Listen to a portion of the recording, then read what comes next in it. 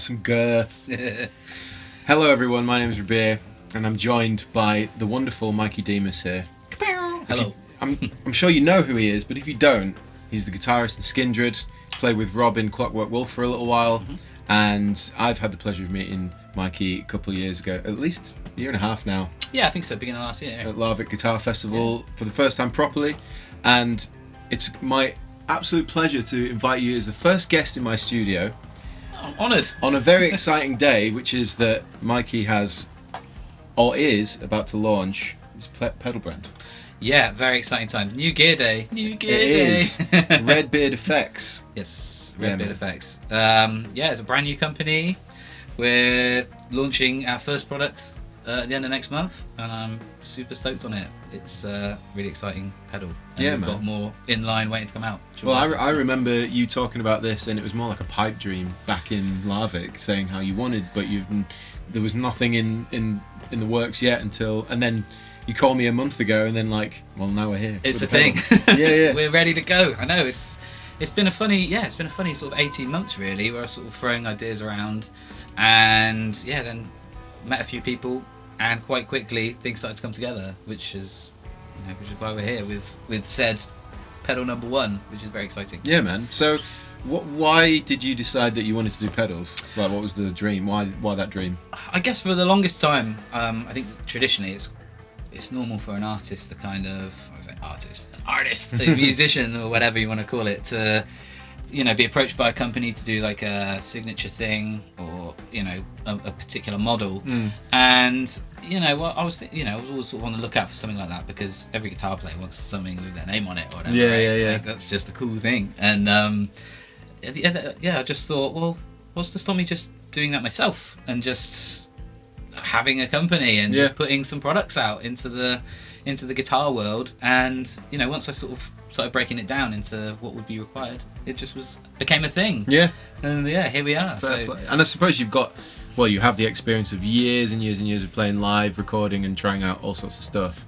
I think that's the main thing really, is being an active guitar player who tours internationally 9 months out of the year. Kind of have played on all kinds of pedals, amps, guitars, over the years, and it's funny to sort of stick that experience into an actual thing, and refine your own ideas. And all of your experiences distilled into RedBeard Effects. Yeah, that's and the right. new pedal range. Distillation. There you go. So you've popped over today to drop off the very first iteration of RedBeard Effects pedals, right? Yep, absolutely. So I thought it'd be really cool just to throw up the cameras. This was completely improvised. Just get up here and we can have a little listen to it. I'm going to do a full in-depth demo when I get a production model.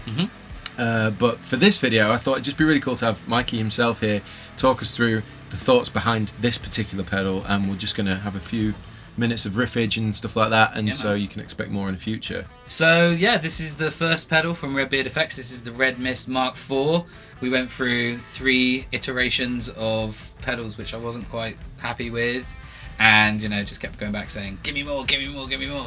And that's why we're left with the Mark IV, and we left it in the title just because it's kind of a cool thing. I like the fact that you're at Mark IV, that you've done that. Yeah, it's so kind of not like Mark 1 until it's right, just move through. Yeah, it's kind of like Episode 4 Star Wars. Yeah. But it's not the first one. It is the first one. Nice.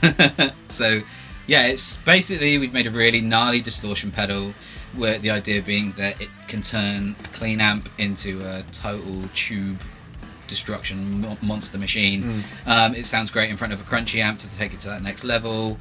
We wanted something to sort of stand up on its own 2 feet in the high gain pedal market, but with its own character at the same time. So it's not a clone of anything. It's a completely original circuit from the ground up, and I'm really stoked on it. It's the fun switch, I suppose. The fun knob is like this one, the mids.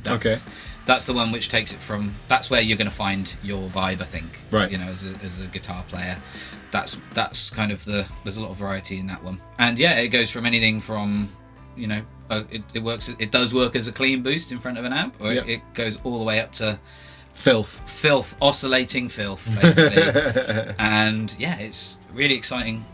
Very well engineered little box, if I do say so myself. No, I was going to say it's really, really nice to look at, and I love the colour. Thank you. And it's obviously red, which is great. That's what you want first one. But the other thing I wanted to point out was that it comes in a box for a start, which is here. Ding. As the close it can. But it also comes in a coffee bag. I mean, I bet, because you've just been to see Rob, right? Yes. And I bet he loved that, didn't he loved it. Yeah, He loved it. It was like, he was slightly green round the gills about it. Was he? Yeah. So it's alright, mate, you can have one, it's okay. So is this an indicator of a future coffee brand? We're working on a couple of things. Ooh, you know, RedBeard coffee. Yeah, we're doing we've got a few things on the go. A few little things that are going to be for sale on the website with any of that. I'm just saying, if you make RedBeard coffee, I'll drink some of that. Okay. For sure. Well, maybe you'll receive a special parcel in the post at some point. Okay, thank you, dude. Right, well, I reckon we should just plug it in and just try out. I've got a Fender Strat, a Mayonnaise, and you've got your SIG, and we should just try out some tonnage. My favourite setting on this is kind of volume around midday, little bit over midday, 3 o'clock on the gain, and then just turn all the EQ up to about 2 o'clock, depending on what amp you're putting it in front of. The amp that we're running through here is a Rev D20 because it's new to the room and it's great with pedals, so I figured it was a good one to team this up with. Absolutely, yeah. So yeah, let's check it out. So this is my clean tone.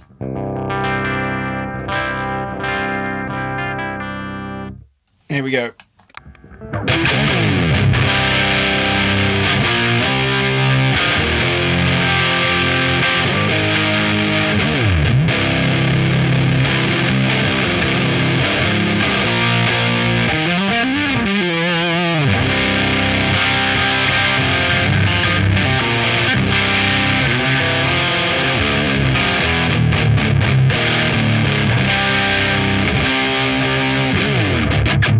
Yeah, that's gnarly. It's what I liked about it, first impressions, giving them right now. I like that it's not super edgy. It's not like, because you said distortion pedal, so I just figured that it'd be like, really like, you know, your classic distortion, articulate, super, but what it's got is a warmth and like a fatness to it. I find that a lot of distortion pedals. I don't want to say fuzz, but it's got like a gritty, like hairiness. Yeah, to it. yeah. No, I know what you're saying. It's kind of got this gnarliness, like punchy middle thing going on. Like I find a lot of distortion pedals. When you say distortion, I'm more inclined towards an overdrive or something to do something to an amp versus sometimes you put a distortion in front of it and it just collapses any kind of usability in a weird way because it's too much. It's too trebly. It's too saturated. It's too fizzy. It's too this. It's too that. And so we were really mindful that we wanted to have something with a lot of gain on tap, but not be like. Not know what to do with it and be backing stuff off. You know, the goal was to make something really amp-like. And I was about to say, like, you put it in front of a clean and basically you have an amp. Yeah, if that makes sense. Yeah, exactly. Like a preamp almost in that way that it just completely overtakes the clean signal. You can't even tell it's there. Because I always say this when I'm reviewing pedals. Sometimes you can hear. Like a clean sound underneath, like a layer of the pedal that sits on top, and I've never enjoyed that. No. So for the most part, I always put it in front of a crunch to get rid of that. Yeah. But with this, I mean, you heard it was running into a clean, albeit, you know, high output pickup pushing it, but suddenly it's just a different sound. Yeah, it's the idea of like having an extra channel on your amp that it maybe never had before. Yeah. You know, I mean, the amount of times I've been in, because you know when you do festivals and you spec backline that you want to use that day, and sometimes they get it right, sometimes they have what you want, and a lot of the time they go, have this PV Fender super clean thing that's nothing like what you actually asked for. Like I use high gain amps for what I do, you know, and specking something like an Orange or a, you know, JCM 900, that kind of thing, and turning up and what you're left with is a Fender Twin or a Marshall JTM 45. Great amps, but they don't do that Not thing. Ideal, So, you know, for years I've always carried around like a handful of like save the day pedals, which get you through it, but it's never like this is my thing. Fair. And so just wanted one that wanted something that was like, well, my sound in a box that could be tweaked for, depending on what you end up with. And you know, with the Red Mist, it's kind of the setting that I find is my favourite is literally how I set my amp. Right. Okay. Gain at 3, volume at midday, all the EQ at midday, and then up a little bit like 1-2 o'clock, and I feel like that's really representative of what gets me off. Right. But that's just me, you know. That's with this guitar with a ceramic humbucker in the bridge, and you know, we've played it with single coils, we played it with Alnico classic sort of humbucker things, and it brings its own character to every kind of guitar you put into it. So. Sick. Well, I reckon, can I have a little twiddle of the knobs whilst you play? Absolutely, and we'll see what we can.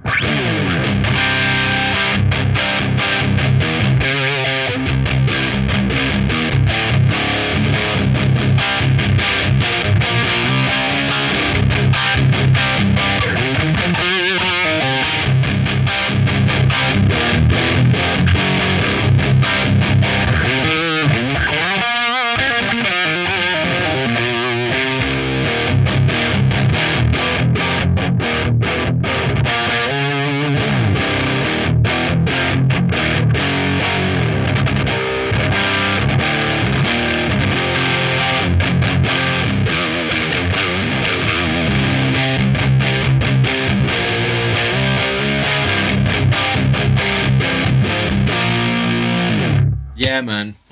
What I liked was I pulled the gain to maybe 11-ish, and it gives you like a low gain stack sound, so like a thick, sort of girthy tone, but like with not tons of gain, which I really like. Yeah. And obviously, I ended up going back to this, which was roughly how you set it. I was like, yeah, that's the secret sauce. I like that. Sick. So that's a ceramic humbucker, so it's got tons of low end to it too. Yeah, and it's kind of got that percussive kind of like, I always call it like the oink. Yeah, Because there's something about like a telly bridge with ceramic, it kind of has that kind of like oink, oink, oink, oink, oink. Something I like about that. Well, not a lot of people know this, and obviously you don't know this yet until right now, but when we were doing, back in the day, when my old band Chasing Jade with Ben and David and Singer, we were in the studio, and our reference guitar tone was from Roots Rock Riot. No and way. It was, what was the song? It was like track 3. I can't remember the Trouble. name. No, No. the one afterwards. It was the one afterwards. There's a great... Oh, I'm not supposed to swear on my channel. There's a really good riff in it. Oh, man. I have to find it. Yeah, I need to know. I can't think what track 4 is now. Rat Race. Oh, okay. And it was... It was...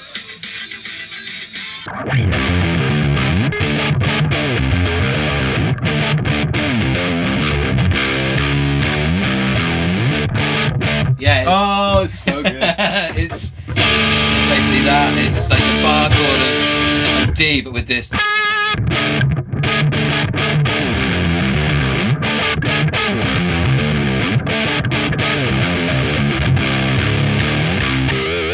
That's what we listened to and went, it's got this rounded kind of grunty, girthy sound to it, Right. which is what we were pinpointing. Oh, wow. And so that's the oink. That's the oink. Now we can connect the dots. The oink. Well, That's thank you very sick, man. Oh, this is great. All right, I'm going to try... Should we try Strat?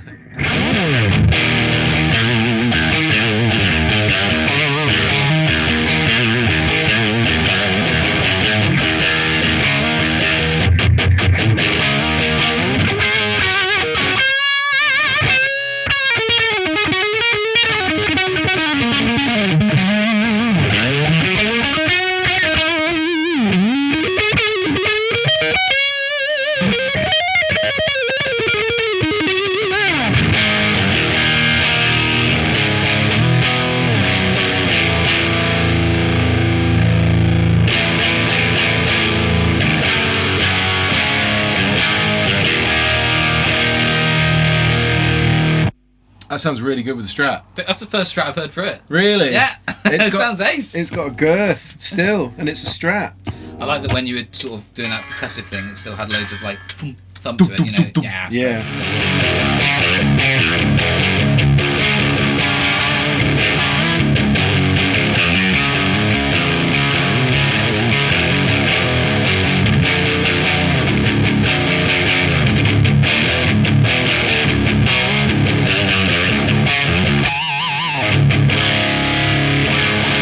It does actually sound like a cranked amp.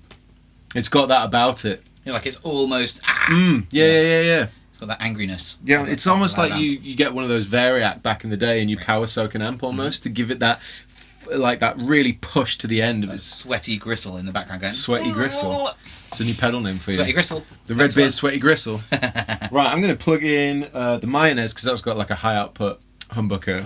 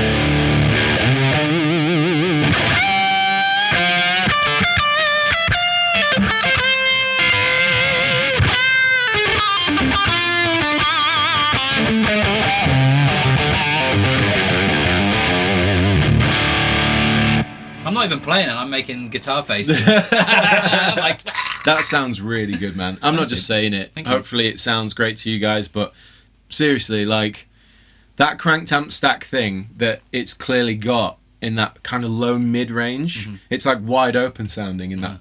Do you know what I mean? It's got a thump to it. It's got that larger than life vibe that we were going for. Oh yeah. I reckon because you mentioned about putting it in front of a slightly gained up sound. There's a push pull on the gain pot of that rev right over there. So if you pull that pot out.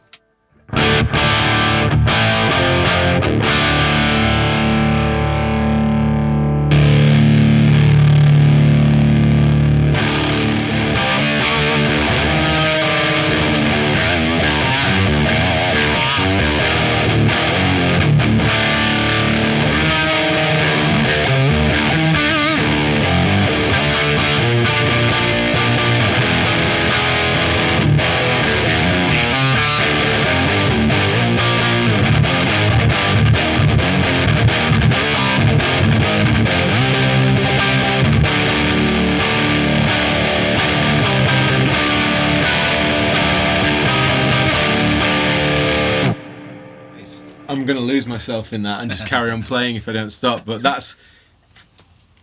sounds great. I love the articulation of that guitar as well. I can hear all the strings, even when you're like playing like big chords. Yeah. Every little thing sounds nice. Yeah, like if I bring up.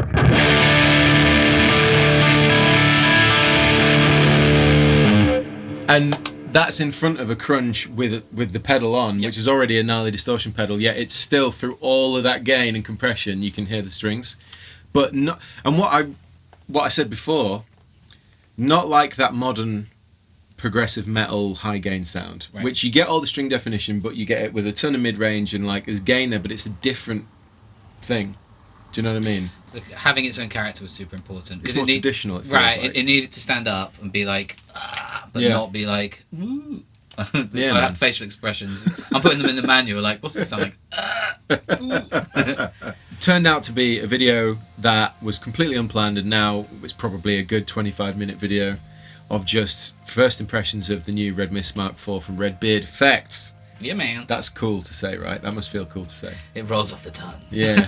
Yeah, it is very cool to say. I'm very excited. Well, look, thank you so much for popping over, showing this, and, you know, like sitting down with me for a video. Oh, thanks for having me. Thanks and being my first guest. Yeah, I'm honoured. I'm stoked.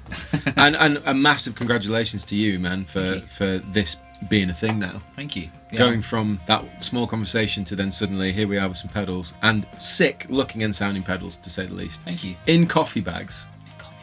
It just it's going to be a thing. Yeah. Well, look, if there's anything else you want to tell the people, where to find Red Mist, anything about what you're doing, like, please tell us. Okay, so yeah, find us on Instagram. It's at RedBeard Effects. Facebook, RedBeard Effects. YouTube, RedBeard Effects. It's redbeardeffects.com.